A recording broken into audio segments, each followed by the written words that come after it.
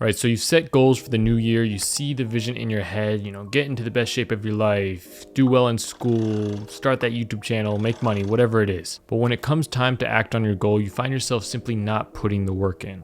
Time continues to pass and that vision you had quickly starts to fade away until it resurfaces again the next year. So once we have a goal in mind, how can we ensure that we actually take the steps necessary to achieve it? In my experience, there's a few different things that could be holding us back, each of which I'll break down quickly in this video. My hope is that after watching this video, you'll start to actually put the work in needed to achieve all of your goals this year. Clarify goals and create a system. There's a lot of other things that could be the problem, which I'll discuss later in the video, but I find that many people skip over the first crucial step, which is simply clarifying what your goal actually is. So at the very least, you likely have an overall vision that's probably pretty vague, like make more money or get into good shape. The next step is to identify the input, which will get you the output, which is achieving your goal. So in the case of getting into great shape, the input is likely just exercising and eating clean. So whatever your overall goal or vision is, take a second just to write down the main 1 or 2 inputs that will get you there. So in the example of getting into great shape, we know that the key inputs are pretty much just exercising and eating well. But that's obviously not enough just knowing that. And let's be honest, most of the time when we have these goals, we know what we really need to do. And so that's not really the problem. Next, we have to break it down further and create a system to make sure that we actually complete those actions. So an example of this could be I will lift weights at my home gym setup every Monday, Wednesday, and Friday at 12 p.m. following a push-pull leg split.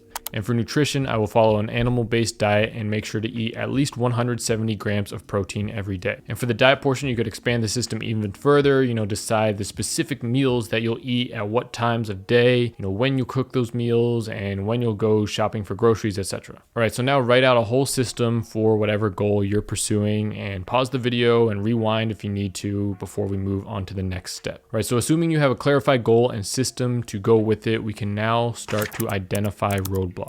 Right, so the first one that I used to struggle with a lot is motivation. If you struggle with motivation, your goal might sound nice on paper. When you think about it, you get excited, but when it comes time to actually do the work, you just don't really feel like it. What I would do in this situation is ask yourself why you set the goal in the first place. Keep asking why until you reach that core desire. I'm going to continue using the example of going to the gym and getting into good shape just because that's one of the more common New Year's goals. So let's break it down from the overall goal. You want to get into the best shape of your life. Why? Maybe so that you're healthy and look good. Well, why do you want that? Maybe so that you become more confident and appear more attractive to a potential partner. Well, why would you want that? So that you can get a girlfriend or boyfriend. Well, why do you want a girlfriend or boyfriend? So that you can feel loved and have someone to start a family with. Well, why do you want that? So that you can become a parent, start a family, and fulfill that primal desire as a human. So you get the idea. That's just an example. People might be going to the gym for other reasons, for health, improving their energy levels, longevity, whatever it is. And you might have a different goal. Whatever your situation is, just try to apply that same process and get down to that core desire that really motivates you for wanting to achieve that goal. Next, we can try visualizing the best case scenario. Write a few sentences describing the feeling as if a year has already passed and you have actually put the steps in to achieve that goal. The next thing we can try is fear setting. So here we're going to kind of do the opposite and visualize the worst case scenario if we don't put the work in. Think about that core desire again and imagine that it never gets fulfilled. Write a few sentences in your note describing in detail how that feels. I find that this sort of anti-goal setting technique can often be a more powerful motivator than visualizing the positive outcome. Another problem that you might be running into is time management.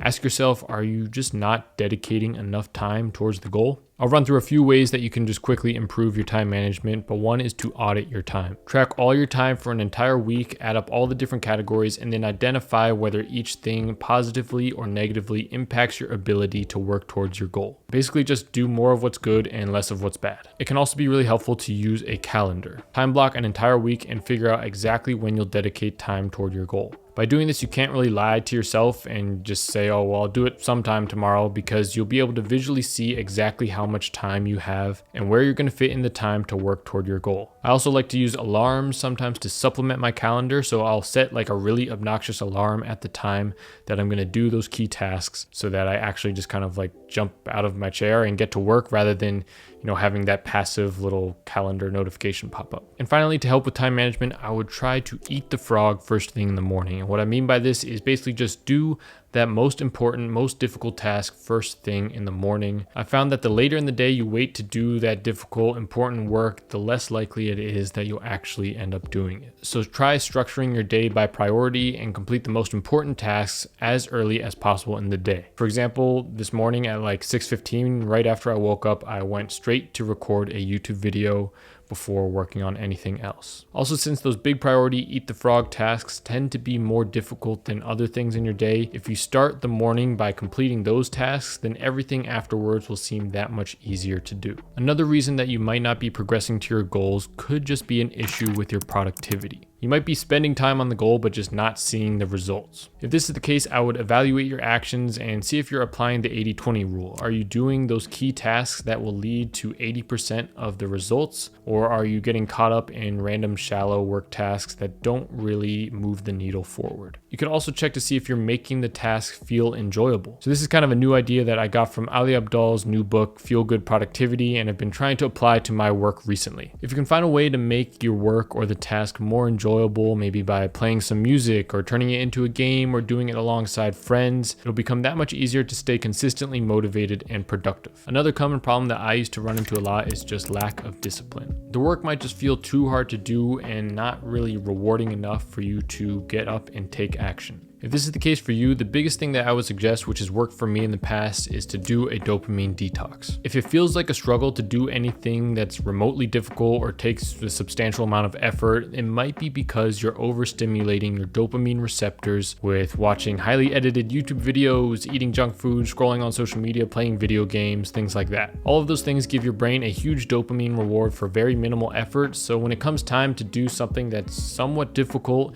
your brain is just like, no thank you, because it's used to being rewarded dopamine in much easier ways. So try doing a dopamine detox where you cut out all these sources of cheap dopamine for at least a few days, and you'll find that it starts to feel a lot easier to do more difficult things. Another thing that works for me is to start by doing something that is more difficult than the main task at hand. It's like when you're procrastinating on something and you start doing all these random tasks that you wouldn't normally do, like cleaning your room, doing the dishes, organizing your notes, or pretty much anything to avoid doing the main task. So we can apply the same concept to help us do difficult things by doing something more difficult. So for me, this has been like starting the day with a cold shower or doing cold exposure, because getting into cold water after you've been asleep in a nice warm bed just feels really difficult. And if I can power through that resistance, then everything else in my day feels a lot easier and almost effortless. Finally, another problem that could be preventing you from putting in the work to achieve your goals is distractions. You might start to do the work, but can't stay focused and quickly get distracted by something else. If I had to guess, I'd say your phone is probably the biggest distraction. So if that's the case, you could watch my productive iPhone setup video, but ideally just avoid using your phone as much as possible. Turn off notifications, put it on Do Not Disturb, and leave it in another room. I also find that cleaning up my physical and digital environment also really helps me stay focused and get in the zone for a long period of time.